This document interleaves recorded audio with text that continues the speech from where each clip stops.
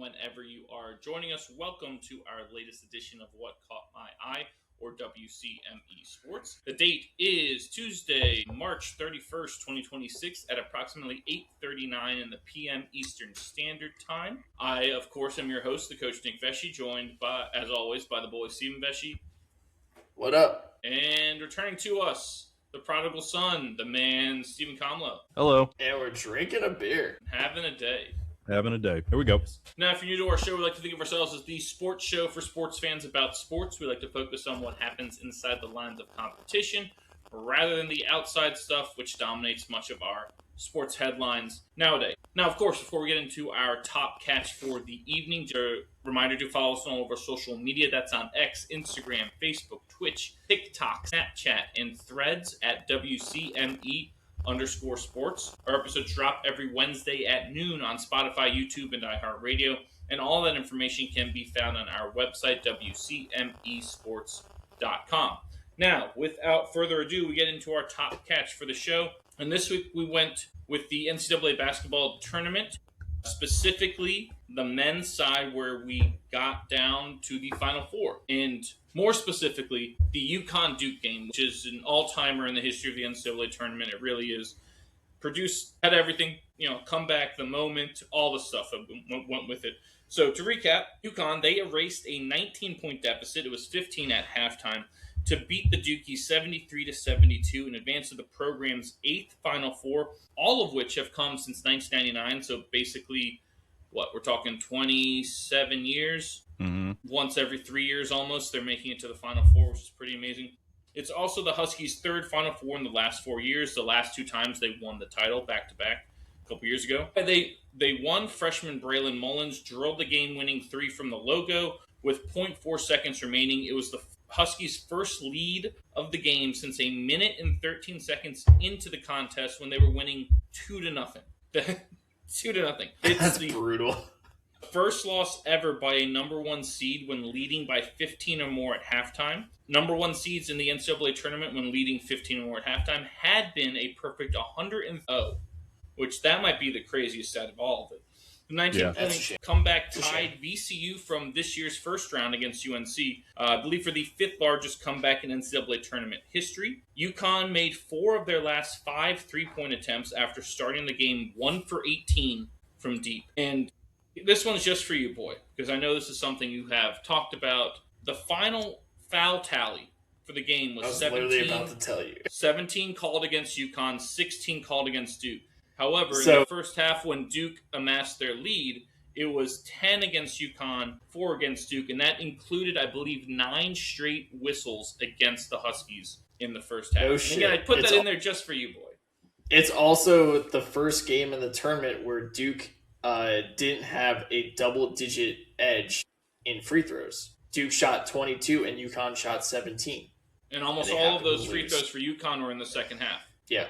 It's amazing this is why we talked about the officials at length last time, because the officials have a good amount of influence in basketball, which is a shame, but they do. Now, again, that is one of those things where it very likely could be correlation does not imply causation, as in, just because the foul totals evened out doesn't mean that they were going to come back or that that was the reason. No, but there were... lead. But it is also a thing that officials do a lot in games is they almost help the team that's behind get back in as well. Yes. I almost feel bad for Duke always gets the benefit of the doubt when it comes to officials, pretty much. Maybe it's just because I don't like watching Duke, but that's also part of the reason why I don't like watching Duke. But that is a thing that happens in a lot of games, no matter who the teams are, is if someone's got a double-digit lead, all of a sudden the fouls start racking up on the team that's winning, and you go, well, what the hell? That wasn't a foul earlier in the game, but it is now. All right, so let me ask you a question. Did you think that this game was officiated fairly? Yeah, I thought it was. For the most part, I didn't watch the first half because of other stuff. I agree with Nick. I wasn't watching the first half either. The second half, I didn't have really an issue with any calls. To be honest, the one I had an issue with was late in the game. Alex Caravan drove and got annihilated on the baseline by his primary defender, and it should have been a foul. So, if anything, there should have been another foul on Duke. But other than that call, pretty much everything And nothing was egregious. Nothing stood out, in my opinion. Yeah, I mean, I thought the game was officiated fairly as well. I mean, like, but did you see what the Boozer brothers looked like after the game? That's how we always. That's how.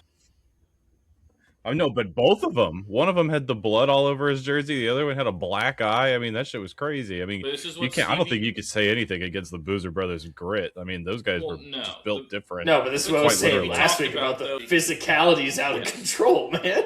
Yes, I did see. I did see the great Doug Howard did comment and said, "No, let them play." It's like, so that's dude. all I need to hear. Yeah, I was like, Thunderdome, 2 men enter, 1 man leaves. Golly, remember? Yeah, he does know more than me, but still, I was like, I feel like football games happening with a basketball game trying to break out.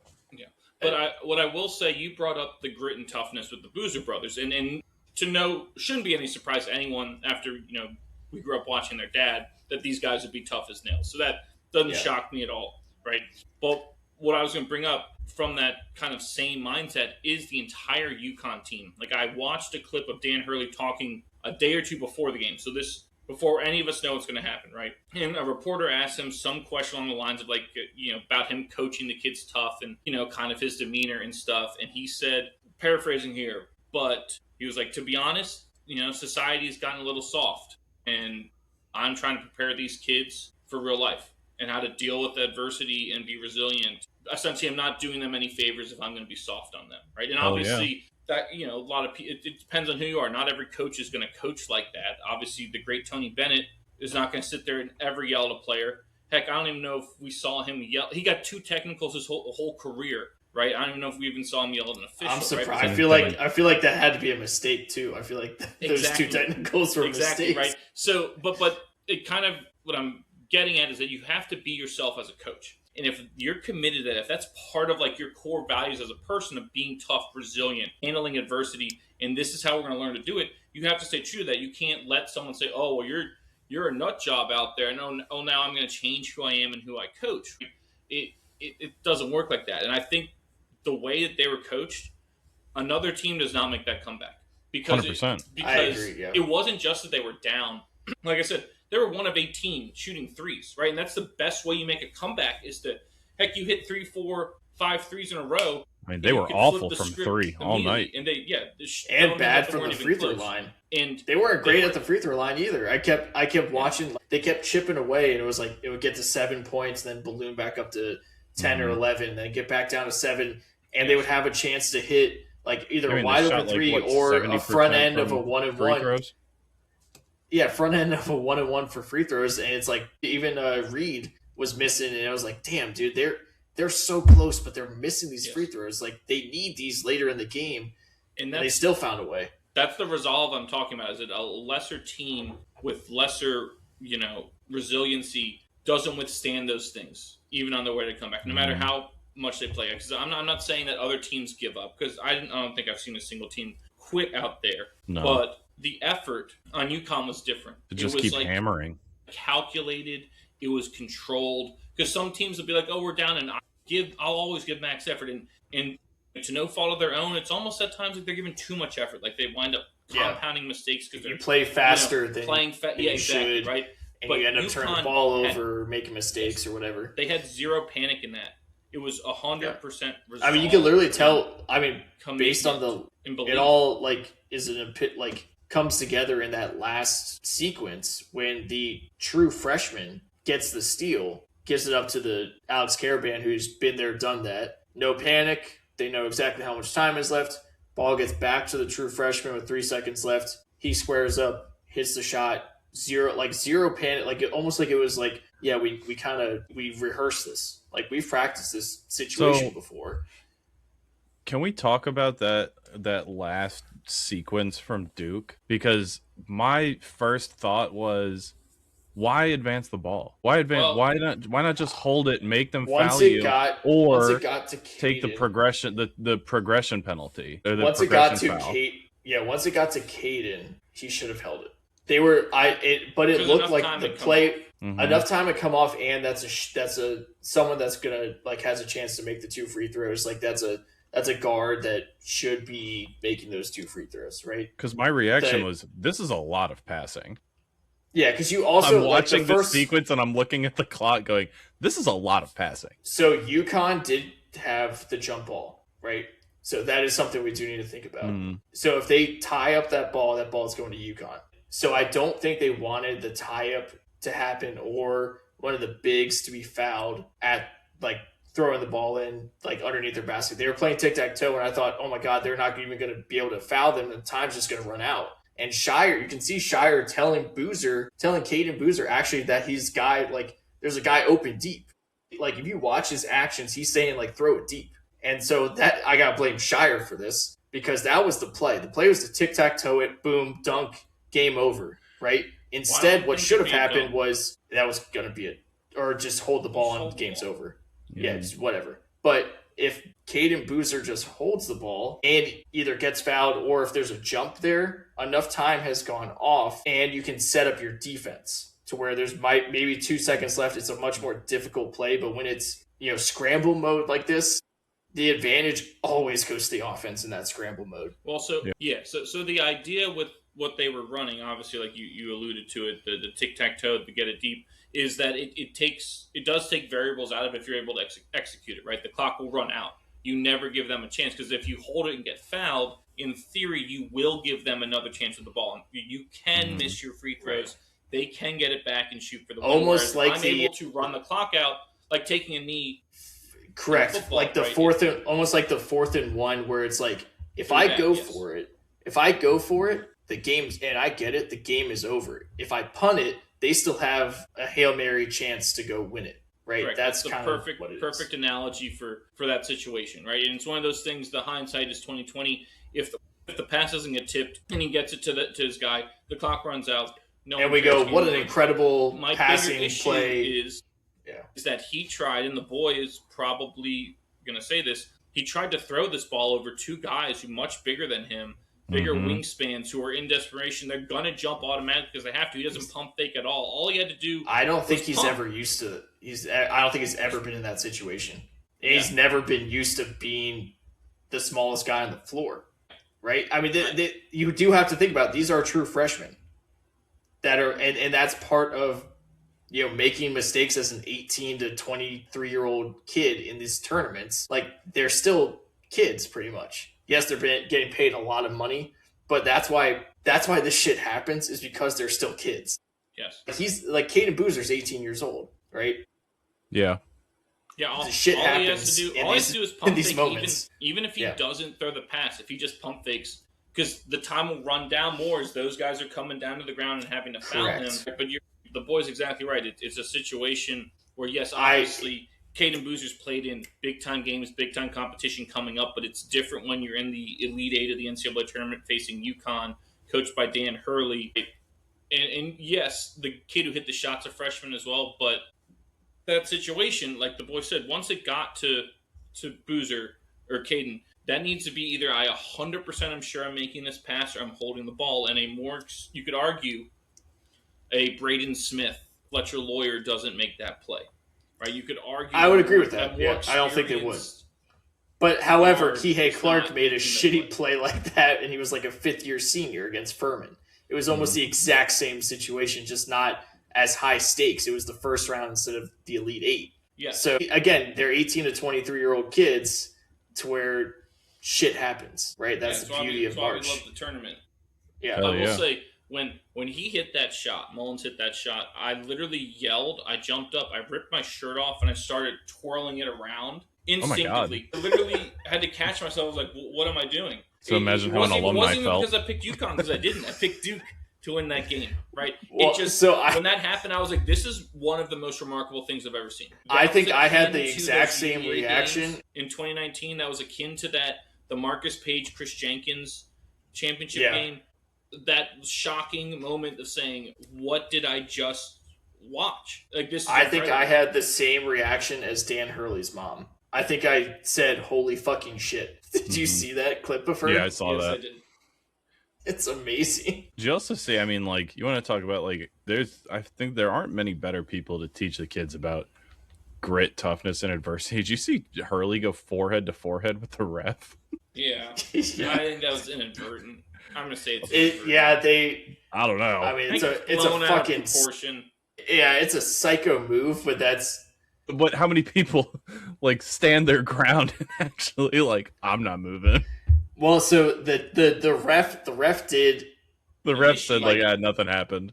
The ref said nothing happened, and he was coming over to the scores table and telling Hurley that there's like going to look at the clock, that it's 0.3 or 0.4 is going to be on the clock type of thing. And Hurley, like, for whatever reason, just like put his forehead to forehead on him. But like Psycho. Roger Ayers, the referee, was like, I don't even know what you guys are talking about. Like, I didn't even pay attention to it. What a psycho. Probably it's true, honest, yeah. I agree. Probably even thinking at it at all. He was thinking, let's find the clock, get that, let's get this done. And anyone could have walked up near him, and he probably would have just walked through them, like instinctively, not even thinking the official. Was crazy. But only fucking Dan Hurley would do that shit. That's what I'm saying. Like, never back down. Never back down, Jake. The most underrated actor. What a great soundtrack. I believe a little red. God, that was a great game. That might have been like my most favorite game from the tournament. Oh, it absolutely was. That was. It was awesome. Yeah. Well, it's always fun to like. I mean, I don't want to down Duke a lot, but it's always fun when Duke loses. Let's even. Plus, my wife does. If UConn wins the whole thing, she does stand to make a little bank from her work bracket challenge. So. That game, she watched like the last 3 minutes of it. Goes, oh, this is fun. It's like because I was jumping up. Gamble. Money, please. I scared the dog the previous 2 days before, yelling at the TV during the St. John's Duke game because I was yelling at the refs. Money, because something happened and I just go, oh fuck you. She goes, you scared the dog. What are you doing? I was like, you don't understand. This is Duke. Yes. No, the dog. I had to educate my wife Jordan about this as well because she was like, I wanted Duke to win. I didn't want UConn because of a pharmacist who I don't even know the name of, who shall not be named, that she worked with, who was like, oh, she went to UConn. She was so goddamn annoying. Like, I can't root for them. She's like, them, Purdue, Ohio State, they're like Penn State, all the same, like, they are. And the douchey pharmacy schools. No, just douchebags. Like, people go there, right? If you're listening to this, thank you for making it this far in the episode, yes. Pharmacist. And so I was like, Jordan, though, the one you have to know about Duke basketball is it doesn't matter. That could have been Virginia Tech playing. I would have been rooting for Tech to beat Duke.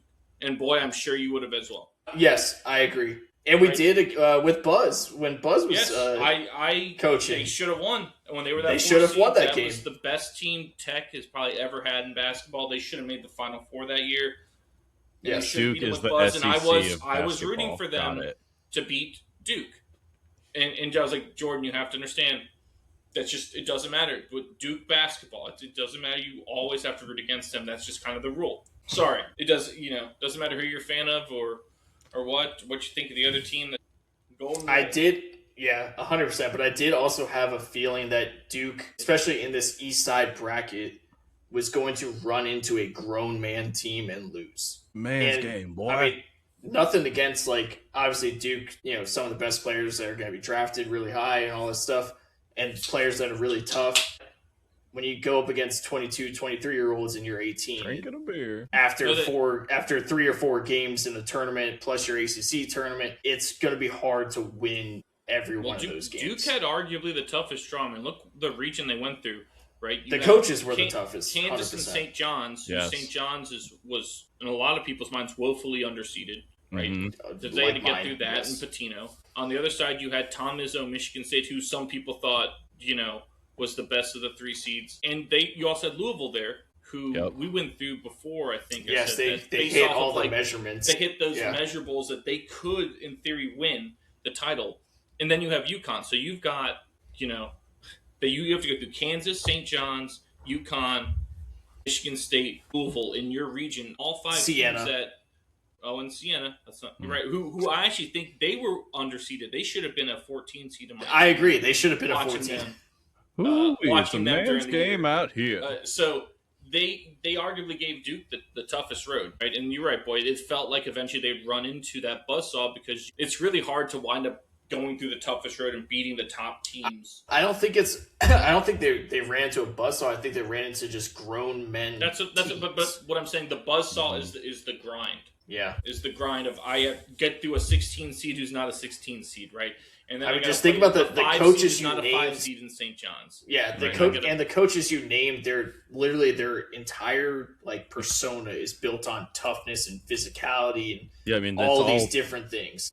It's all coaches that like we've talked in the past about. Like those are all the coaches that are like the Belichick and the Andy Reids of March Madness. Like it's just hard to bet against those coaches come playoff time. You know what I mean? Something else that was really, really cool about this was did you guys see the videos? Saw is ready. Bone saw is ready. Did you guys see the videos of the husky women reacting to the men's win and then celebrating in like the lobby of the hotel? Oh my gosh. Yeah, dude, it was enough to just warm your heart. Like you see like the girls like all come running out into the hallway of the hotel reacting like, we did it, they did it, they won. And then they come down into the lobby as the men's team comes back to the hotel and they're just like, UConn Huskies. Like it was like borderline a riot.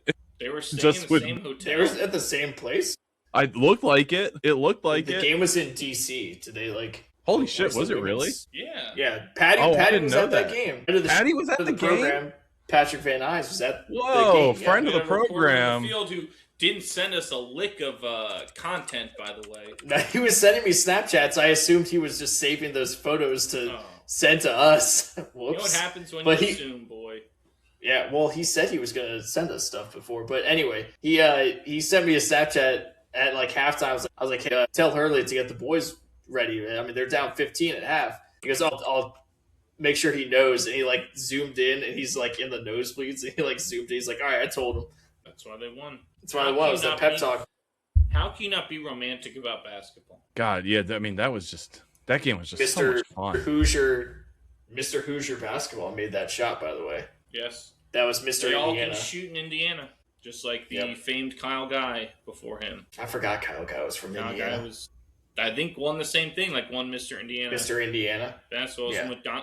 All right, never mind. It wasn't their game was in. It looks like Fort Worth. So it wasn't the men's team. It's just a lot of big people wearing UConn gear in the lobby of this hotel going nuts. Like, this is oh my gosh. Like, if I'm a hotel worker, you got to be concerned about property damage. Damn. How many big human beings are jumping and fist pumping and screaming? How many millions or billions of dollars is the University of Connecticut's endowment? That'll take care of it. No problem. Yeah, Gino's girls, they're fired up. Yes. Elsewhere, men, Arizona, they advanced to their 5th Final Four in school history. Woo. Their only national title came in 1997, by the way. That's my champ. With the great Lute Olson coaching them. Illinois reached their first Final Four since 2005. I believe that was with Bruce Weber, D. Brown, the coach, D. Brown, Darren Williams. Was that D. Brown? Yes, it would have been him.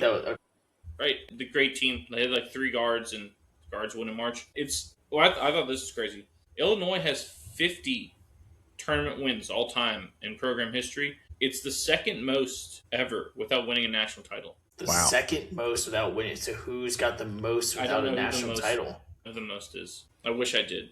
We could probably figure it out, but Is it West Virginia? Is it West Virginia?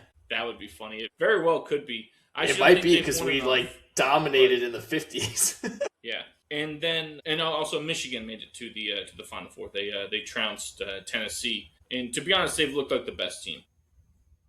Well, I mean, the whole year I think it's been Arizona, Michigan, and then Duke. Yeah. Like as your best teams. Me and Kamala were talking about it before the show about how like I wish Arizona, Michigan was the national championship and not the semifinal. However, I'm glad that game is happening. No matter what, I'm glad we get to see that game.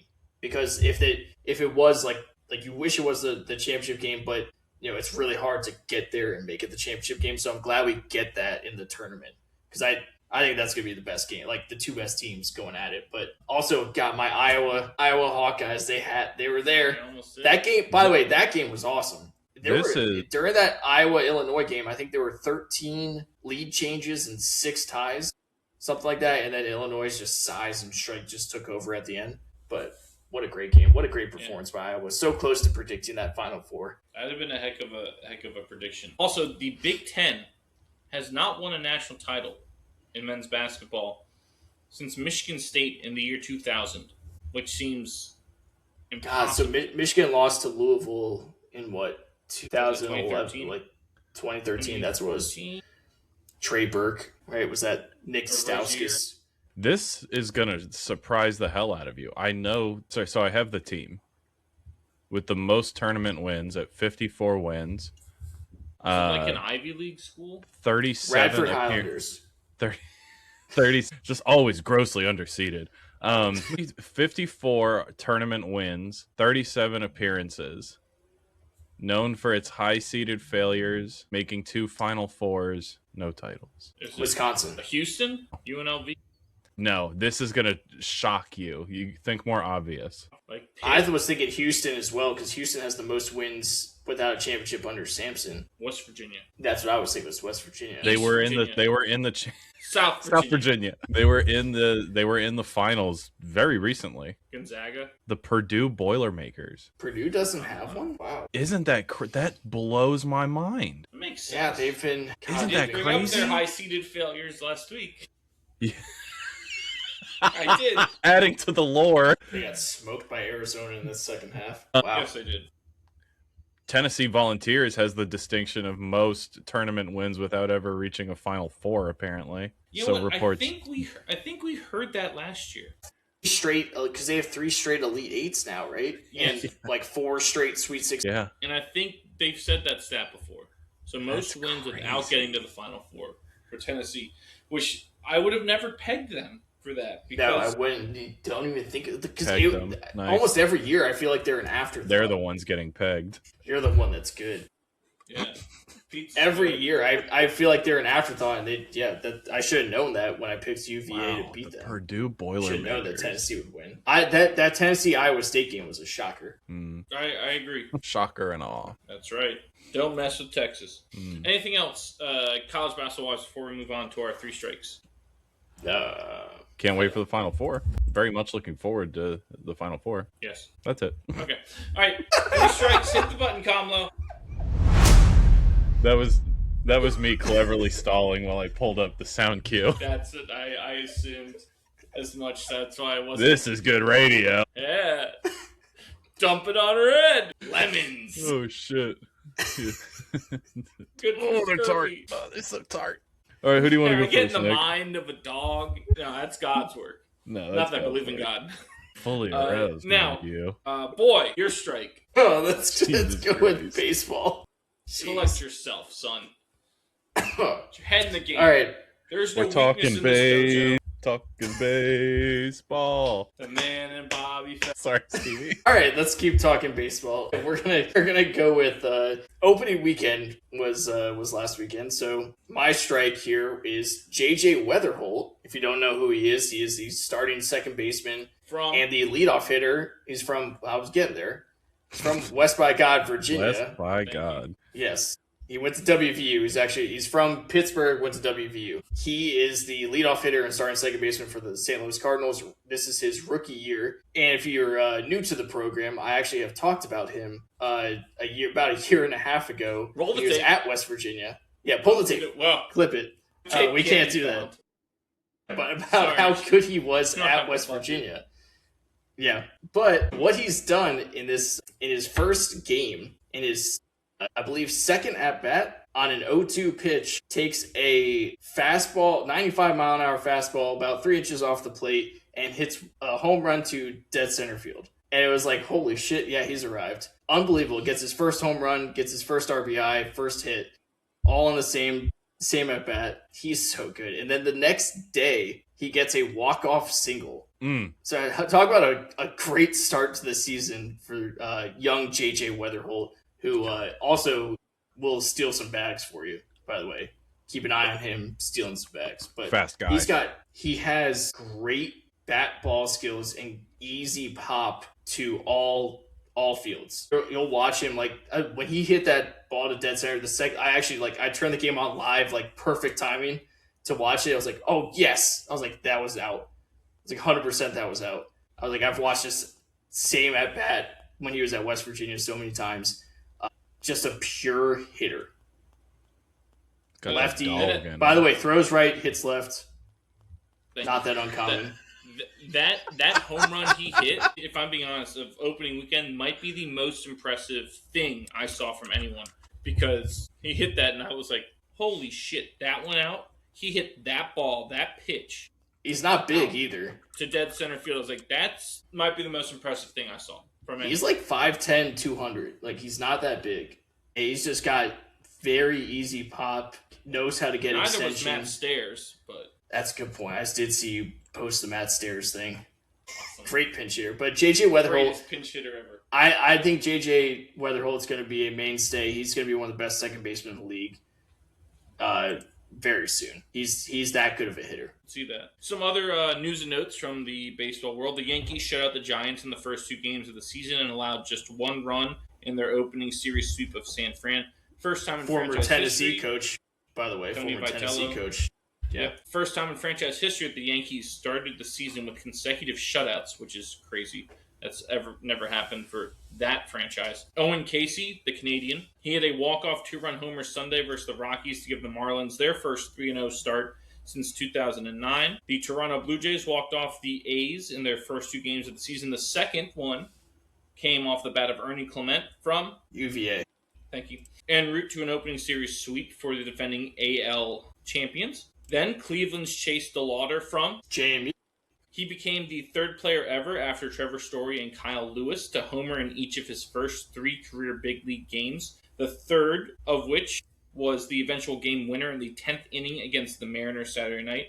And then on Sunday, Munetaka Murakami became the 4th rookie to accomplish that feat as he homered in the Chicago White Sox loss to the Brewers by homering in 3 straight games, his first 3 games, which is crazy, right? But literally a week ago, there had only been 2 players ever to do it, and now that number has doubled because of DeLauder and Murakami. Now people want to try to put an asterisk. Well, Murakami's an established, Japanese League All-Star, this and this. Doesn't matter. It's still his rookie year in the majors. Ichiro won Rookie of the Year and MVP when he first came over in 2001, and he had been a professional for 7 years. Doesn't matter. It's just still your first time seeing big league pitching, Major League Baseball pitching, because I think that needs to change. We can't just say big league pitching anymore, because the pitching over in Japan is just as big league. Well, I mean, we don't especially win. Japan. We don't win. Yeah, I was going to say we don't win the baseball classic anyway. Exactly.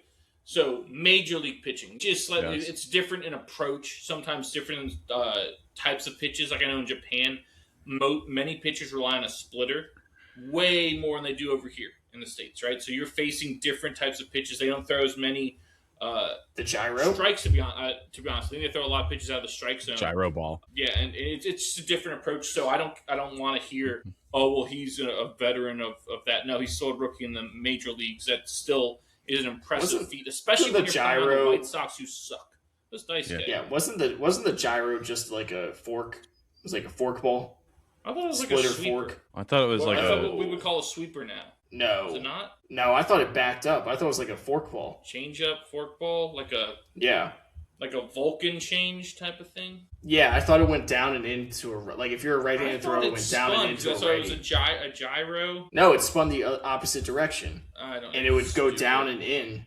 Whatever. It was like a split. It was like a split or a fork. No, as Kamlos tries to look this up, I do have 2 things I want to get into with baseball. First off, the Brewers. Why do we always just underrate them every year? Similar to a slider. That's what I said. Sweeper. That's yes. Because it spins like a football. Yeah, and it'll turn it. Every year they do the projections, and every year the Brewers are projected to finish 3rd or 4th in that division. And every single year they win the division. And last year they had the most wins, regular season victories of any team in the league. And still, no one. They're still under the radar. No one cares, right? By the way, Brewers are raking. And their pitching's always fantastic. Always, right? They develop pitching. They score enough runs that they're successful.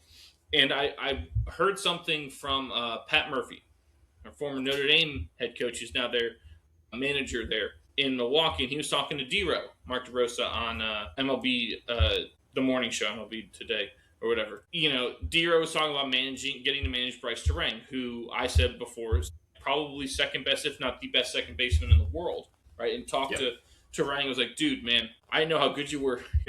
30-30 is not out of the question. And Pat Murphy goes, damn it, D-Row, why you got to do us dirty like that? Why you got to hurt my team like that? Because I don't want Bryce Terang going up there looking for launching and looking for lift and trying to hit the ball out of the ballpark. I want him to be a ball player. I'm paraphrasing, but he's like, you're hurting our team. This doesn't help us or make us better. We're going to send you a bill after this because that doesn't help us. You get power through pitch selection and honing that and honing your contact point or whatever. I don't want him thinking, 30-30, because you're going to hurt our team. And that is essentially why the Brewers are never picked high, because they look at whatever underlying metrics and say, well, they're not generating, enough balls in play that are in the air, or they're not hitting. Yeah, but I mean, these are the same people that, wouldn't pick Venezuela to beat the U.S., right? Correct. So, by the way, I do want to mention, because the Brewers' pitching is always fantastic. Yes. Do you know who their bullpen coach is? Who? Tyler Salek? No, it is Charlie Green, who is the father of former West Virginia quarterback Garrett Green. That's funny. That's wild. There's always a West Virginia connection somewhere.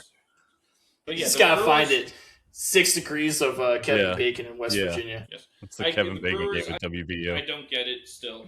They're the team to beat in that division. They should be every year. They have been every year. But why? Is there a way? Is there a metric that you can put on style of play / coaching? Like a quantifiable data point that something where I go, Terry Francona is coaching the Reds. I know they're going to be in it at the end of the year. I don't care who's on the team. I know they're going to be in it. I know the Brewers are going to be good. Yes. I mean, if you're a gambling man, I mean, you take the Brewers to win the division. They're currently sitting at plus 300 to win that division. Who's the favorite? The Cubs. Cubs. It's gotta be. Probably, I'd imagine it'd be the Cubbies. But yeah, you want to find out? Just wanted to bring up. It has to be the Cubs. It's probably not the Reds. So I would have to just so we can say it for the rest of the year, because it's stupid that this happens every year to Milwaukee. Our brew crew, Milwaukee, which is Algonquin for our Miller Lite chugging land brothers up there in Dairyland. We love you. The other thing I wanted to bring up was Mason. I love Culver's. It's the best fast food burger. Mason Miller.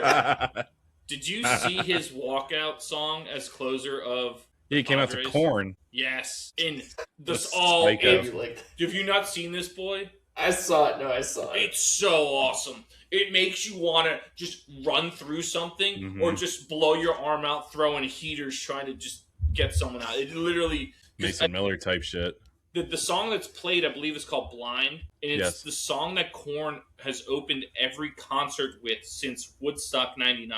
So they play it first every single concert since Woodstock 99, which had an incredible lineup, by the way. If you get a chance, look up who played at Woodstock 99. I know a lot has been made of the clusterfuck that was that event in terms of the logistics and stuff. But man, the people who performed at Woodstock 99 is insane. Yeah. Insane. I mean, if we wouldn't get copywritten or get a strike, I would 100% play it. But the pageantry, all of it, you're completely underselling it. I absolutely am. Yeah. Nickname is the Reaper, which is such a good flash nickname. Reaper on the scoreboard and it's fire, and he comes out and they get the lights going to like the hammer on each time. Man, a closer like walkout song is so much better than a walk-up song for a batter. Well, yeah, because the batter ones, you just kind of get jaded and inundated with them. You know what I mean? Like you almost don't hear them. But like, I know I need like the ninth coming out. When the closer comes out, the lights go. They usually have flames on like the scoreboards up between like the lower and trumpets middle deck. Playing for Edwin Diaz. You come to bat way more often than the closer comes out to close. I know, but in the ninth inning, if you're the home team coming to bat, can I get and it's a close game? Can I get a little pageantry? Can I get a little something? Do you the want pageantry that there was a hitter? Because I will caution against it. Because I thought I had the greatest walk-up song in Highway to the Danger Zone. And I did not get a single hit when that played. because I was just into it up there. And then there is science strike behind three, it. and I was like, what? What happened? Well, yeah, isn't that why the Spartans didn't use war drums? They played like flutes and like pipes and stuff like that because it was calming. You need to be in a level mindset.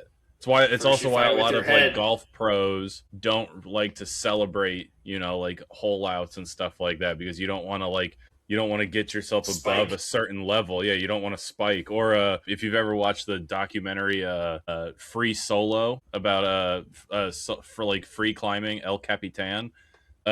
What's the guy's name? It's it's Alex listening something. To like Mozart or something. No, so he talks like people are always like, oh well, like don't you start like getting jacked up like when you start like getting up there or you look down or something. He goes because if you have to stay steady Eddie, because when your heart rate goes up, your hands perspire and it's harder to scale the rock.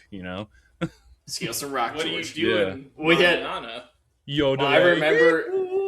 I remember in high school for basketball, like the warm up songs. I didn't know any of them, but I got me and Ballinger got to pick one, and it was 3 Days Grace. It was I think Animal I Become. No, I think it was Break. We would come out to that. I was like, I couldn't miss, right? I was making all these shots, and then all of a sudden Break would come on by 3 Days Grace. Couldn't make one.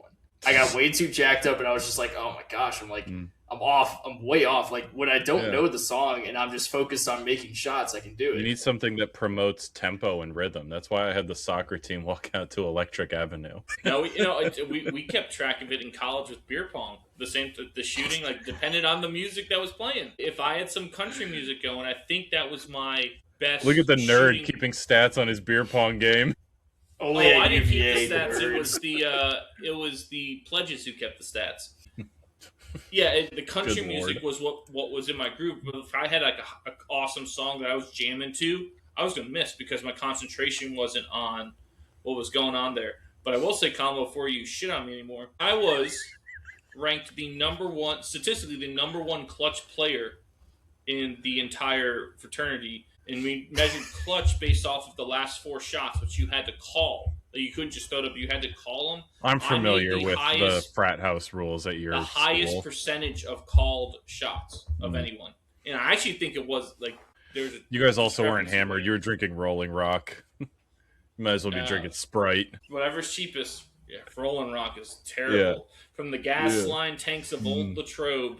It says on the bottle, in the can. From the bottle of Sailor Jerry's for the 4th year 5th. Captain Morgan. Sailor Jerry's is piss. Sailor Jerry's is Captain Morgan, but a higher ABV, so... No, it's gross. Yeah, because there's more alcohol in it. No, I prefer things with more alcohol. It's pirate shit, baby. It's pirate shit. Jerry, terrible. Get that swill out of here. Don't you dare show up to my house with Sailor Jerry's. Garbage. Well, I know what I'm bringing next. Yeah, I know, Stevie. Stevie and I are on the same page. Pour it out, dickheads. Anything else before we move on to the next strike? I hit the button. Go baseball. That was also a very good. Wait, I'm gonna challenge that one. CB Buckner, I'm gonna challenge that. Well, hey, yeah. Also, I think Aaron Boone might be the first manager to get ejected over a successful ABS challenge. Successful. So did he get run last night? He didn't get ejected, but they had the umpire did put him on a warning. Because I saw said another word out of you. He was jawing at him the whole time, and it's like, well, why? Aaron Boone is going to be the manager that wins 4 or 5 challenges, and then still call the ump a fucking idiot. Like that's fuck out of here. That's the whole point of the challenge thing. Is that he missed? It's not about You got to be humble in victory. No one wants to be big dogged. Then you got to think, like, every time you challenge. Yeah, but that's my point. But the ump wasn't the one who provoked it. It was Boone who's yelling, like, get your fucking head in the game, I think is something he said. And it's like, but why, though? Because you can just keep challenging if he's wrong. Boone will get ejected over a successful challenge. I believe the Yankees went 5. I believe the Yankees went. Yes. I think they're 10 for 11 this year. They have the most successful challenges by any team by a lot. Mm-hmm.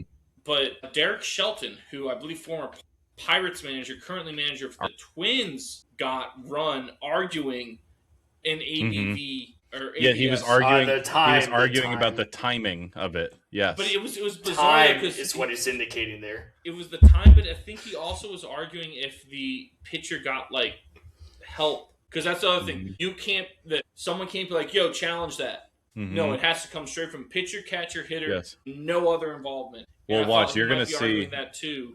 So here's another bold prediction. So Boone will get ejected after a successful challenge. That's my one prediction for ABS. Oh yeah. My two prediction for ABS is there will be a multitude of opposing managers and players that are going to say, Aaron Judge just challenged that. Aaron Judge just challenged that, because he'll step back and he'll do his helmet. Just the helmet. Yes, and they'll say, "Oh, he touched his helmet. Challenge. He challenged it." I was thinking about that same thing, because a lot of guys, when they swing or if they take a pitch too violently or whatever it is, they adjust the helmet. A lot of guys adjust their helmet, and I was thinking the exact same thing. Like, yes, I really hope that they don't think he's challenging that pitch. It just doesn't look like he is. The umpire confirms it with the player. I watched because Are you challenging this? Yes, I had the same thought too, boy, of that, because I watched Jazz Chisholm take a big cut and his helmet kind of came off and he went like this or something else, or he like took. You're right, he took a pitch. He kind of like adjusted his helmet, and he clearly was not challenging the pitch. If that's the standard, but if every umpire is asking every time, then that's cool. But like, there's going to be some discretion there. And like literally, like, are you challenging it? And literally go, "Are you sure?" Yeah. And I've seen the guy go, "Yes, I'm challenging this call." Okay. Right, and because it's just for the batter too. Well, you got to ask it for everyone, but you got to confirm it, that because think about it, that'd be a doomsday scenario where the ump misinterprets something as a challenge. And high stakes poker, game 7. Yeah. Yeah. You lose the challenge, or you lose out on the challenge, and now something else happens, and we don't have any challenges left. I've seen some things saying that maybe they should add one more challenge, because it's only 2 for the whole game for the whole team. If you're successful, though, you keep them. Is it successful on both? Yes. Yes. The final, I know this because I've been playing MLB The Show 26, and the challenge is in the game, and as long as you're successful, you maintain your challenge. But once you lose a challenge, you lose one of them. So if I lose the first challenge, but I get you still have your second one. We're done. That second one stays there. Yeah, you keep getting it. That's what I'm saying. Yes. Like if I get the second one right, I can I'll at least keep a challenge. Correct. Okay. But if you go 4 for 4 or whatever, and then get the next one wrong, you still have one more to go. Yeah, you still got one in the pocket. Right. Yeah, the principal at my work and I were talking about how, like, kind of like what we do with what Stevie does with SEC football and what you guys do with Duke basketball. Like, people are going to find ways to like implicate the Yankees have challenged a pitch or something with ABS, right? He's a big Yankees fan. Shout out Brian Bartosik. Appreciate you, friend of the program, new listener. So, we're growing. But yeah, he thinks very much that someone is going to like get ejected because they're saying like, Judge just challenged. Why aren't we initiating the challenge? So I could see that happening because people love to hate the Yankees. What's funny though is I feel Fucking like a lot Yankees. of times that the Yankees, the reason they challenge and been successful the most is they wind up with so many, especially Judge, incorrect calls. Right. Yeah, I mean it's like Shaq rules, right? You officiate big guys differently. Yeah. It's so I could see the Yankees winding up with the most overturned calls because getting the most incorrect calls against them as hitters. I also feel like I haven't seen any stats on this, but more things are being overturned from the batter's perspective than the pitcher's perspective, which I would Yes, the catcher, because the pitcher, I saw someone like a baseball person say this, like, pitchers stop challenging, let your catchers do it. I agree. Like, you do not know, like, you're moving. Yes, you don't know the strike zone like the catcher does, or like you can't see the perspective the way the catcher does. Like, the guy whose job it is to frame the pitch and who also should be the one challenging. Lest we forget that the catcher comes up to hit. The pitcher now is never coming up to hit, so the pitcher is never seeing the ball from that perspective ever, right? And when you're up on the mound too, coming down, things look a little different as well. right? There's an adjustment there, especially up and down in the zone. There was a former big leaguer. I forget what his name was. I just saw it today. They were just talking about CB Buckner, about how he like was the worst culprit of this challenge, this like new ABS thing, and he's just getting so many calls wrong, and it was like 3 calls in a row. Like Eugenio Suarez just like challenge this ball, challenge it ball. And this guy was talking about how he like struck out or something on a pitch that he was like, there's no way that was a strike. And then he gets to like the next inning, he's playing first base, and someone on the opposing team like walks or whatever, gets to him and goes, "Hey man, welcome to the show. You got CB'd. Like now you're part of the show." No, yeah, That's your welcome to the show moment. It's your welcome to the show. John Boy did a thing on that Pirates, or sorry, the Reds game, Red Sox game about CB Buckner and the missed calls. And if I heard him correctly, there were 80 pitches total in the game that were taken, like not swung at, that were outside of the strike zone. 80 of them. 20 of them were called strikes by CB Buckner. Good So Lord. literally a fourth of all of the balls thrown in the game 25% were incorrectly called strikes. That can't happen. Some of them, if you watch it, are several inches, not just like he missed by a little, which can happen. We're talking 2, 3, 4 inches of miss on some of these. That's crazy. And you're watching it. Why are these guys challenging? Because it's the thing, you're afraid to lose a challenge, right? But yes, there's analytics behind the challenge. A quarter of all balls all non-swung at pitches out of the zone. So not a take the pitch down the middle, but any pitch that was thrown outside of the zone. 80 pitches thrown outside of the zone.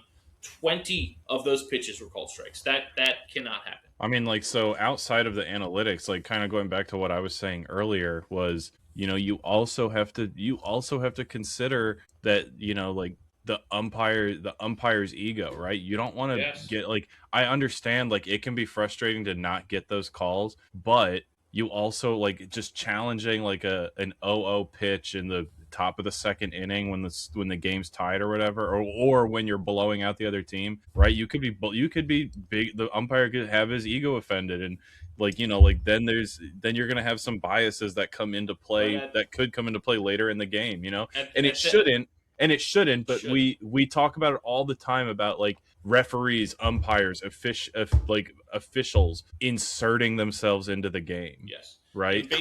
I hope it doesn't. Baseball's been bad about that, but I hope it doesn't happen, because I hope what happens with this ABS system, that one, you'll get the CB Buckners of it, where it's like, Jesus Christ, like that's the reason for the rule, for why we have it. And then you'll also get the flip side of it and go, okay, these umps are really, really good. Yes. Because I was watching a game today, the Nats Phillies, and the 2 challenges were the ump got the call right. And it was like, if I'm the ump, I'm kind of sitting there going, yeah, that's right. Like, well, so told you. To comment, I think Angel Hernandez is the Joe West. Yeah. These guys were mainstays in terms of the order and like the entertainment value, whatever they thought that was worth, right? And so a lot of those guys too were essentially taught of, a 3-0, it's always going to be called a strike, automatic strike, right? Yes. 2 strike count.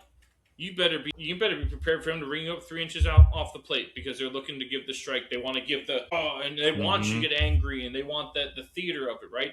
That old guard is going fast, and CB Buckner is a dying breed of that. One of the last few ones there, right? So I think we're aging out of that, because 100% agree with you. People don't want it. I don't want that. That's garbage. No, I don't want it. To watch an umpire miss that many calls, and not only just miss them, like these ones weren't even close, right? That can't happen at this level where you have the technology. It's akin to, and I've said this before, the Hawkeye system in tennis. They get rid of all the lines people, because it's like, what? The Hawkeye system, the VAR system in soccer, we need objectivity in sports, especially with the amount of money that's being funneled into legal gambling now. We need that objectivity in sports. We have to take out the human element in officiating. Well, I don't necessarily think you take out the human element. I think we have the $6 million man. We have the technology. We can rebuild it. We have the technology to make sure every one of these things is right. There's literally specific rules in the rule book. And in theory, for decades, right? Things have been ruled incorrectly. Yes. Thousands of things have been ruled incorrectly, if not millions of things, right? Mm-hmm. So why not, if you have the ability at the highest level of competition, where these stakes are supposedly the highest, right? Yeah. To be able to make sure things are always correct. And I, like the boy said, the umpires now, incredible. I mean, the CB Buckners, that is, like I said, dying breed. That is the small part. Mm-hmm. Like they are, time to retire, you geriatric. Yeah, they're the exception to the rule. The guys, almost every one of these guys now is just insanely. Do you remember good 1997 NLCS between Levon Hernandez and Greg Maddux? I've watched. Have you seen those highlight clips where you're like, "Oh my holy God. shit, these are in the other batter's box. How are these called strikes?" In this, I mean, like, NLCS. go back to we were talking about it in our group chat. Go back to John Boy showing up on Pat McAfee's show, and he breaks it down perfectly. Again, like we're in the era where the viewer and the batters shouldn't have to learn an umpire's strike zone. You know what I mean? Like the strike zone is the strike zone, and like this technology is, again, like what you said, Nick, it's phasing out the old guard of umpires where, oh, he's giving the bottom of the plate. Oh, he's giving the outside edge. Like it's just, we're in the day and age now where, technology has surpassed what the umpires lack. Or a lot of that ego. Yes. Right? Or the, oh, it's a strike, deal with it. Or the, it phases out that type of mindset. Remember when Aaron Boone got ejected a couple years ago when he literally had his back to the ump and was putting in sunflower seeds or something, and the ump turns around and the ump goes, "Get out of here, you're gone." He's like, "Oh, because the fan said something." Because the fan said something, and he goes, "Oh, well, it came from Aaron said it." "Well, no, it came from the dugout. Aaron's responsible for the dugout, so that's why I threw him out." And he never admitted his. Literally, he threw him out. No, he doubled down, tripled down, doubled down. Quadruple that type down. of shit is getting out of the game because people which is now, a shame because I love Aaron Boone ejections. Yes, but people now don't want to take the time to watch that. Love a good managerial ejection. I really do. Oh well, yes. Who doesn't? But it's also the ego crap from the umpire. People have essentially called them out on it and said we don't give a shit anymore. We're tired. Terry. This is old. This is old. That makes it fucking worse, Terry. Yeah. Flanders. Game's out there. Are we supposed to be on hockey, Kamala? Didn't you hit the button? Yeah, but I hit the button. But this. Ago? I mean, I don't think maybe you guys, unless you guys talked about it last week, but I mean, I've been I keep forgetting to bring up ABS because we never had that conversation as a group of guys and friends who love baseball and watch a lot of baseball throughout the year. We've never talked about the implementation of ABS really on this show. And so I think that this is as good a spot as any to talk about it. We broached it, I guess, off the show because it wasn't official yet. Let's make it official. Yeah, let's even the odds. I have been in favor of it for a long time. ABS is the players. Coming from someone who drew a line in the other batter's box. Someone who was rung up on so many pitches that were in the other batter's box. So you say. Hey man, I hit. Are you saying you got CB Bucknerd in high school? Percentage. You say you got CB Bucknerd in high school? Yeah. You got Angel Hernandez in high school? Yeah. Eric Craig. Yeah. That was the umpire for that 97 NLCS game. Yes. I just watched clips of that ball this far apart. It's like being bad. It's like giving me flashbacks so, being in high school of, the kid threw a curveball that actually didn't bounce in the dirt, so we're calling it a strike. It has to be a strike. No, it's not. No, it's not. So it's got to go over the goddamn plate. You're fucking out. No, I mean, what is your strike? Let's just say that ABS is the strike. I was going to talk a little bit about hockey in the playoff picture, but we still have 10. We still have some games left. We haven't talked about hockey. Well, then I'm gonna shorten it a little bit. Yeah. Let's talk about. I'm gonna hit the button again, just as a definitive segue. No more baseball, and here we go. Well, I didn't challenge your last call.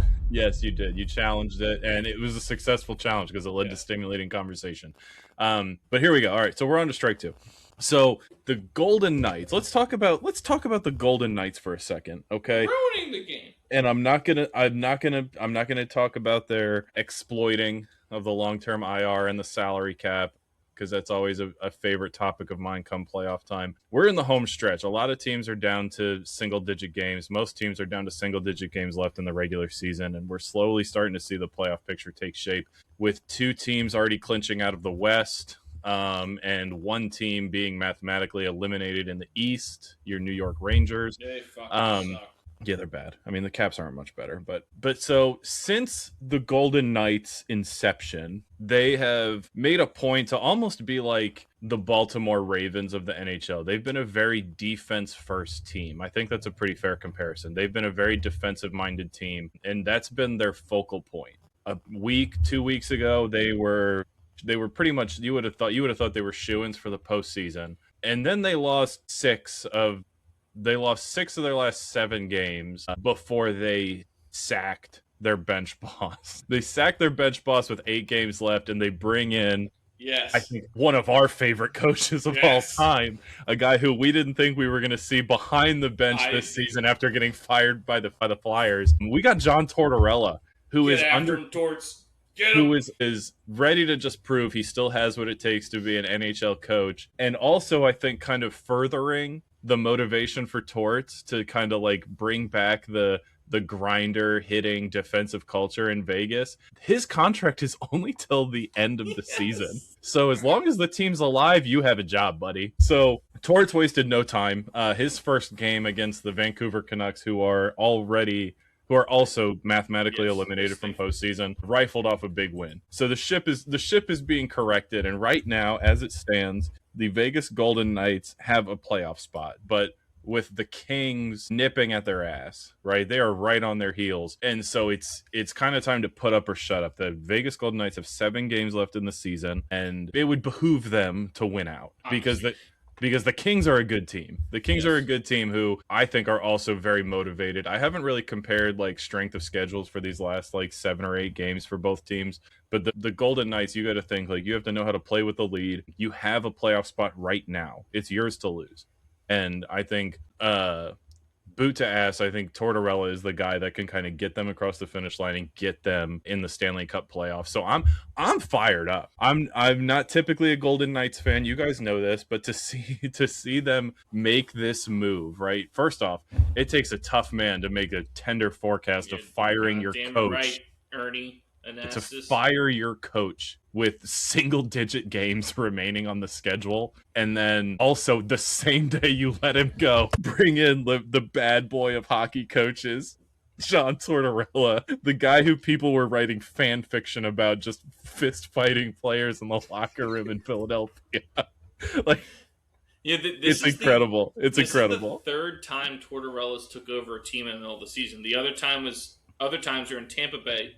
Yep. We took them over in the middle of the season, and then 2 years later they won the Stanley Cup. And then the other time was with the Rangers late in the season, and he kept his job all the way through. So, like you said, Kamo, as long as they keep winning, he has a job. Yeah. Don't bet Why not go sports. win it all? Why Don't not go win it sports. all? No, I certainly wouldn't. And not with this. Your balls, Alan. No, not with this squad either. Yeah, I mean, like, Tortorella's going to go in there and give some, like, Patino speech. Where were you guys raised that you were so mentally weak? Yes. But yeah, so, all eyes on hockey as the season starts to whittle down here. It's so wide open. Like I said, only 2 teams in the entire NHL have clinched playoff berths. So there's room for some parity and for some madness coming up here in early April. So that's my strike. Unless you guys have anything to say, I'm going to hit the button.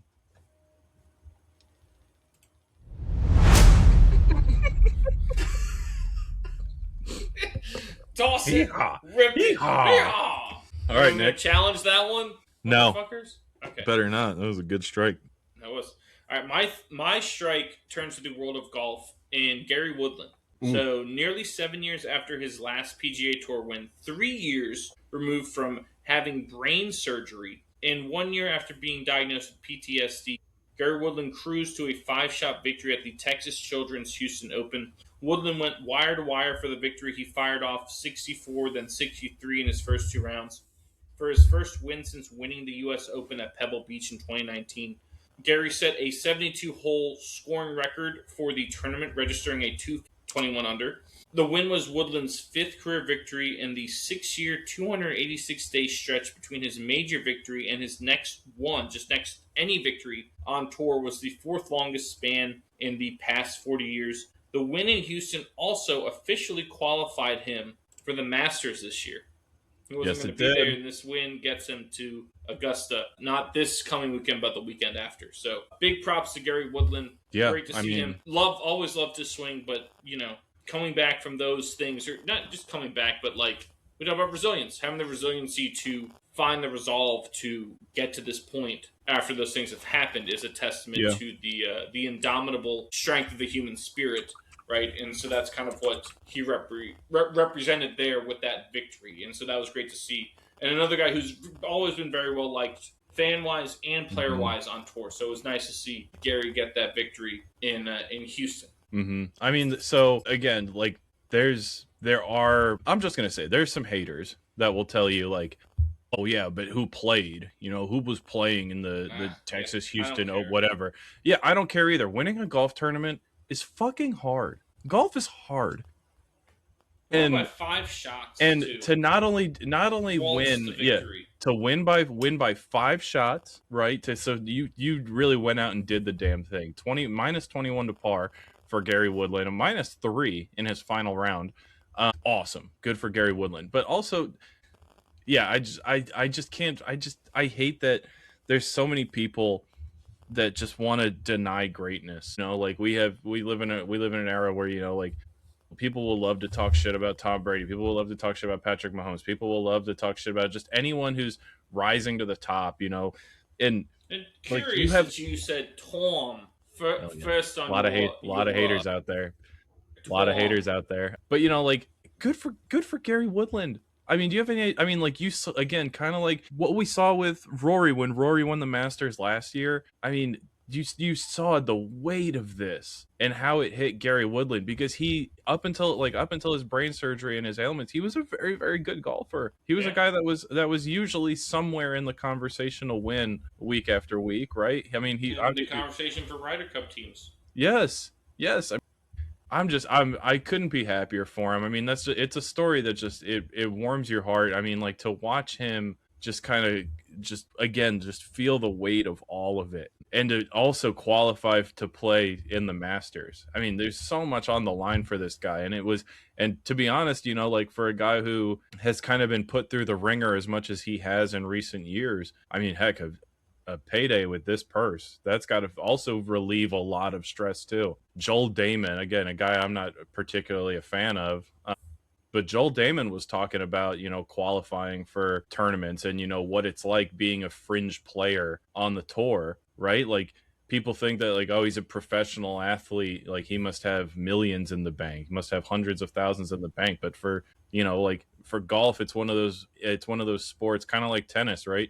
Where you get you're paid what you win. You have to go out and earn it week after week after week. And so for, a major brain surgery, rehabilitation, physical therapy, and then, the PTSD diagnosis, all while supporting a family and raising kids. Good for Gary Woodland, man. I think this is such a good story. And if you're unfamiliar with Gary Woodland's story, go watch the most recent season of Full Swing, because he is in the Netflix docuseries Full Swing, and you get a lot of really, really good Gary Woodland lore there. Good for Gary Woodland. I'm really glad that was your strike this week, Nick, because it's 100% worth mentioning. I agree. Anything else before we get to our favorites? No, sir. All right, so that's going to take us to our favorites segment, brought to you as always by One Legacy Title and Escrow in Jacksonville, Florida.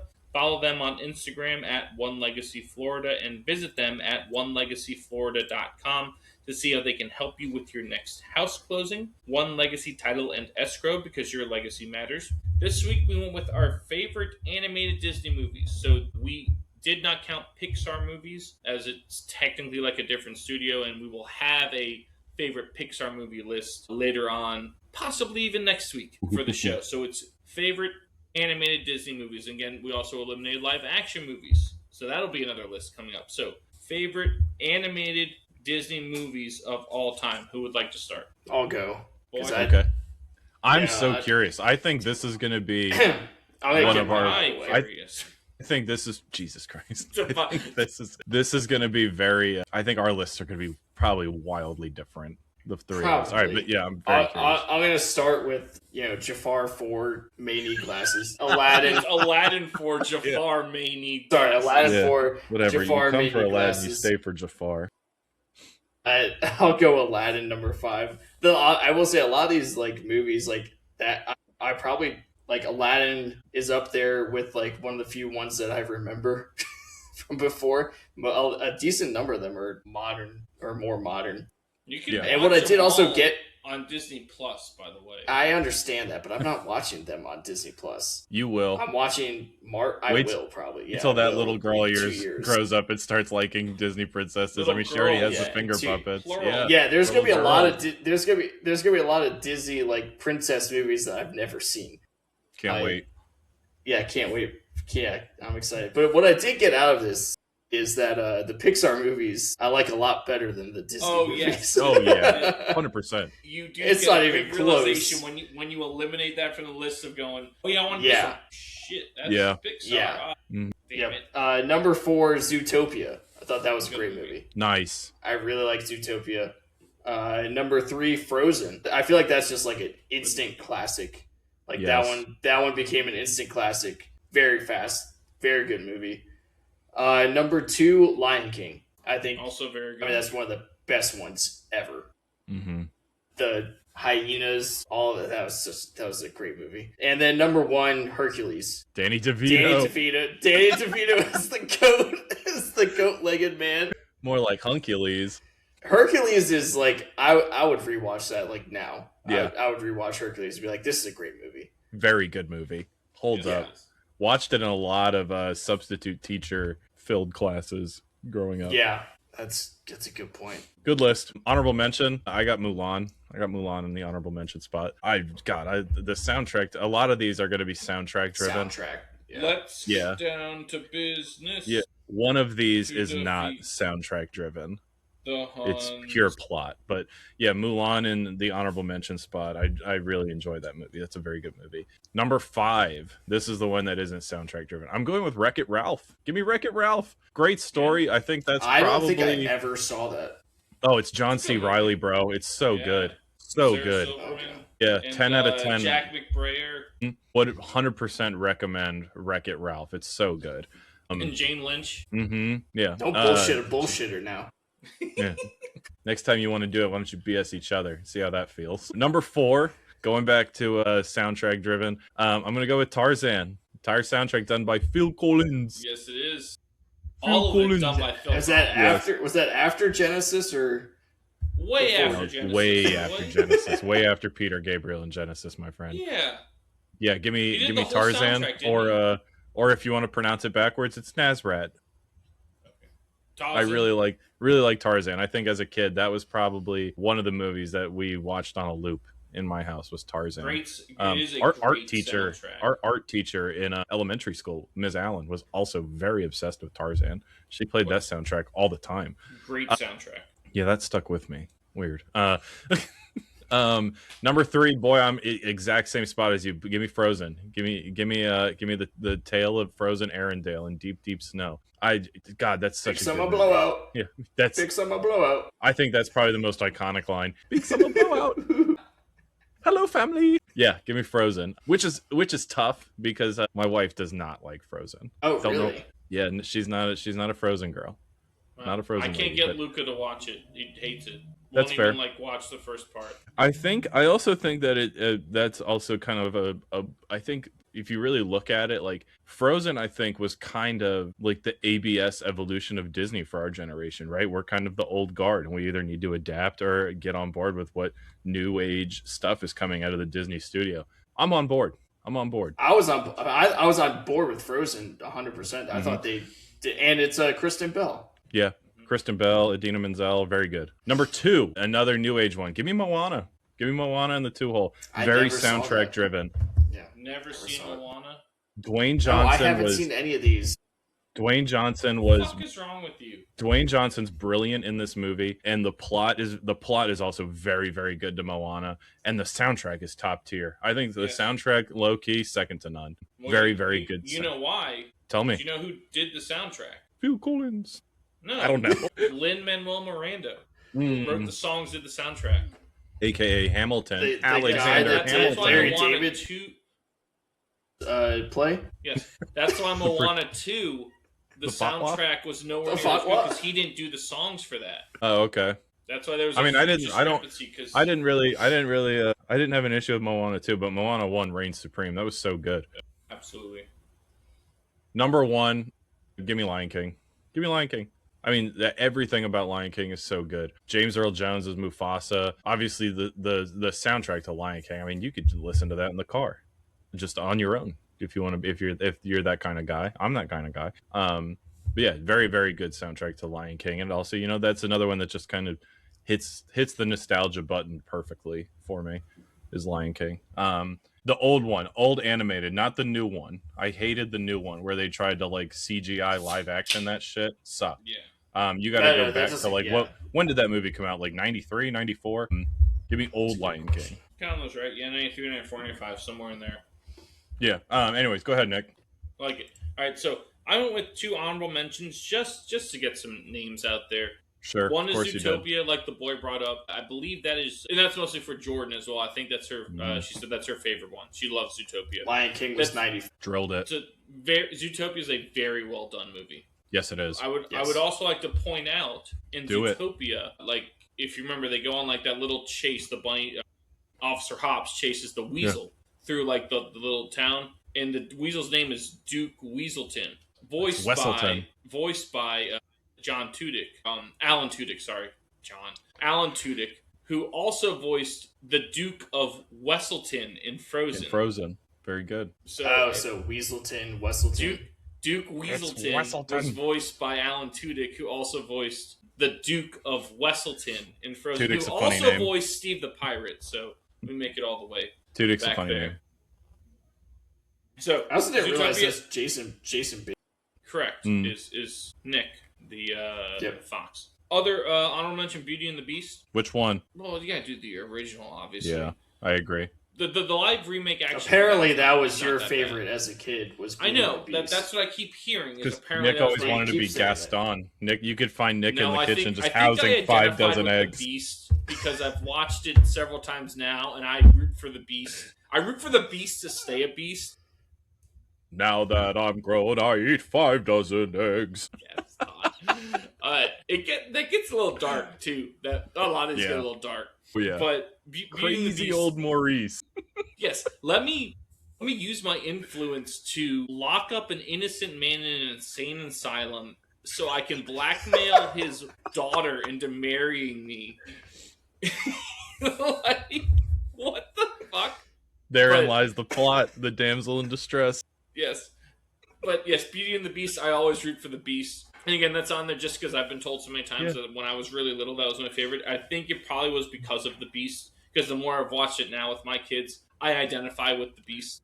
Our high school also did Beauty and the Beast, I think, our senior year. Chris Zupak, shout out Chris Zupak, friend of the program, was a great Lumiere. Oh. Roar. I'm shattered to pieces. Number 5 is Frozen, like you guys said. Impeccable soundtrack, iconic soundtrack. Won Oscars. That movie did just good. Frozen 2 is a decent movie, which doesn't always happen with sequels. Yeah, it's decent, but decent, it's no Frozen. It's nowhere 1. near the original. Frozen 1 is fantastic. Number 4 is Aladdin. I've always loved Aladdin. Robin Williams is phenomenal. Like that's peak Robin Williams. Riffing as the genie is ridiculous. Gilbert Gottfried as Iago, the late great Gilbert Gottfried as well. Fantastic. I also really like the songs in that movie. I think they get underrated. But yes, I've always loved Aladdin. I thought that was a cool movie. Number 3 is Hercules, like the boy said. Love the soundtrack to that movie is underrated as well. One. Yes, it is. But Philatites, Danny DeVito, is so good. That Flashugana heel. I mean, that's one of the, I mean, yeah, I don't think the soundtrack gets enough credit for that movie. And James Woods. That's what I was about to say. James Woods is Hades. Is awesome. Is so good in that. That movie is so underrated in my opinion in terms of the Disney movies. It does not get talked about enough. Doesn't get played enough. Great movie. No. Number 2 for me is Moana. I love Moana. Again, number 2, truly number 2, like a legit there. I would go and watch that if I could. Just go watch it, right? Mm-hmm. Like you said, Colin, the soundtrack's amazing from Lin-Manuel Miranda. Dwayne "The Rock" Johnson is fantastic in his role as Maui. The plot is so cool to me. The plot's incredible. Yes. It's so well done, all of it. So Moana, great movie. And number 1, just like you, Kamlo, is Lion King. Because that is just a standalone, phenomenal piece of cinema. It really is, right? I think I've seen that it's kind of mimicking Hamlet, I think was one of the things that it's inspired by. Yeah. But what a great movie. Jeremy Irons as Scar, right? Is so good. Almost just as good as, I would say actually just as good as James Earl Jones as Mufasa. Really is. Matthew Broderick, I think, is Simba. Yes, he is. The adult Simba. Timon and Pumbaa, the soundtrack to that movie is so good. The Lion King is the best Disney movie that they've made. Yeah, I'm on board with Disney. It checks all the boxes in terms of plot. The voice acting, Whoopi Goldberg's like the head hyena, right? Like Rowan Atkinson is Zazu, right? The bird. Nathan Lane is Timon. Yes, it's so good. That movie, it checks every box in terms of just a movie in general, and then you add the whimsicalness of a Disney movie to it, and Lion King is number 1. 100% agree with you. Anything else before we move on? No, sir. So let's get down to business. We'll move on to our What to Look For segment, brought to you as always by VB Cookie Co. Looking for the perfect way to stand out at the next event you are hosting? Well, custom cookies are a timeless way to have everyone still buzzing even after they leave. Look no further for your cookie needs than VB Cookie Co. Follow them on Instagram at VB Cookie Co. and message them to order yours today. Whether it is a bridal shower, birthday, engagement, or baby shower, their team will work with you to make all your cookie dreams come true. VB Cookie Co. for the sweetest moments. Boy, give the people something to look for. I believe minor league baseball starts this weekend. Yeah. So, yeah, that's always a lot of fun. Triple A started last weekend. Well, Double A starts this weekend. Yeah. So, Jackson Squirrels, Holiday and the CarMax Tides. Park, baby. Yes. CarMax Park opens next week. They're on the road at Erie to start this week, but you blew your load there a little too early. Jesus. Well, I actually am. Tell me I'm actually sitting right in my hands, and you just. Good Lord. I'm actually sitting right behind the Hub City Spartanburgers ballpark. Oh, hell yeah. They start this weekend at home. So, go Spartanburgers. Yeah. Yeah. You good? My turn? My Yeah, turn. Good. My turn. My turn. Whoa. Babe, Whoa. you're just like, whoa right now. Yeah, like I said, hockey's down into the final stretch here, so keep an eye on the NHL. Also, in theme with Nick's strike, we have the Valspar coming up this weekend. With the Valspar, again, what you have with. Oh, yeah, sorry. Valspar was last weekend, or 2 weekends ago. Yeah, yes. Valero. The Valero's this weekend. Yeah, so with the Valero, obviously, it is typically a depleted field. A lot of players that have already qualified to play in the Masters will take the Valero off. Which but it is pretty strong. If you look, it is a strong field because there are a lot of what we would consider big name players, right? Players we grew up watching that were coming up through the tour that haven't qualified yet. So there is the chance, right, for somebody to win and earn their spot to compete for a green jacket. And it's also just nice. And it's also just nice to watch a tournament where, like you can see a lot of success from guys that, typically don't get as much TV coverage when you're Schefflers and Rory McIlroys and all those guys competing. So this will be fun to watch. Is Tiger going to be there? Don't do that. Don't do that. Jesus fucking Christ. Don't do that. Is that anything else, Kamala? No, I'm good. All right, I got a couple for us. I got Spiders fever because the rightfully crowned, it took long enough, number 1 Richmond Spiders for men's lacrosse. They will travel. I was going to mention this. I'm glad you did. Previous erroneously ranked number 1 team the Notre Dame Fighting Irish, who are now number 4. So number 1 Richmond will travel to South Bend to play number 4 Notre Dame in men's lacrosse. Huge. I mean, the game of the year. Yeah. This is your Arizona, Michigan that you've been waiting all turn. But you know what's amazing too? If Notre Dame wins, you would think the voters are going to jump them just because Richmond's still not getting the respect they deserve. They should have been number 1 before. But if you look at common opponents, Richmond annihilated UVA, and Notre Dame freaking lost to UVA. So I don't care that UVA is now ranked whatever 18. UVA stinks. They get 2 extremely talented freshmen. I don't think they had won an ACC game in like years, right? So Richmond should, in theory, not have to win this game. But they kind of do if they want to stay number 1. The way the communism works. Exactly. NCAA baseball for you. Number 7 Florida State will travel to number 10 University of Virginia. This one's for you, boy. Number 23 UCF will travel to Morgantown up on the mountain and take on the number 13 ranked team in the country, the West Virginia Mountaineers. Oh yeah, and then number 12, we just went on the road to Arizona State and won that series. Yes, I actually watched some of that. Yeah, it was Sunday Night Baseball. Number 12 USC, that's Southern Cal. They will travel to their arch rival UCLA, which again is down the street. But UCLA is number 1 in the country, so you have number 12 going to number 1 right there for baseball this weekend. For some soccer stuff here, just to throw it out there.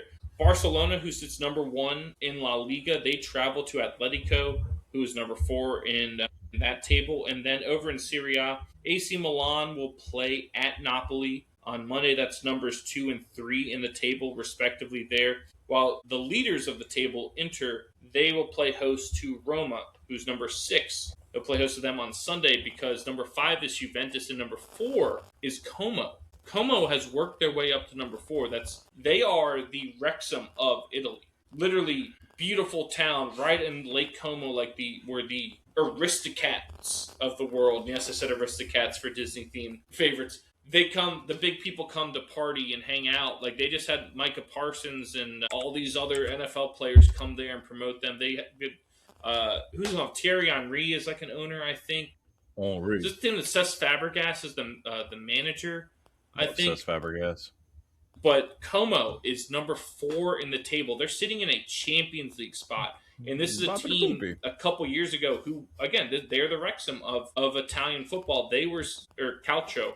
They were sitting like several, like barely hanging on for life. And they had investors come in and turn the whole thing around and build this luxury, essentially, soccer thing that they've got going there in Lake Como. So I believe they play, is it Udinese or Cremonese? I think it's Udinese, but they play them this weekend. So some Italian flavor to it, especially after that heartbreaking loss for the Italian national team today, where they missed out on a 3rd straight World Cup, which is almost unfathomable.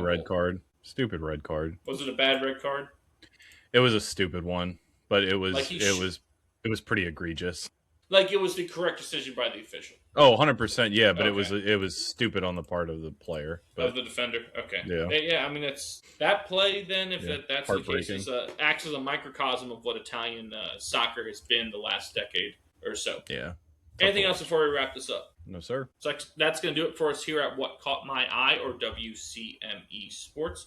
Don't forget to follow us on all of our social media. That's on X, Instagram, Facebook, Twitch, TikTok, Snapchat, and Threads at WCME_sports. Our episodes drop every Wednesday at noon on Spotify, YouTube, and iHeartRadio. And all that information can be found on our website, WCMEsports.com. For the boy Stephen Vesci and the man Stephen Comlow, I am the coach Nick Vesci, reminding you to be decent to each other. Have a good one, and we will see you next time. Take care, Guatemala.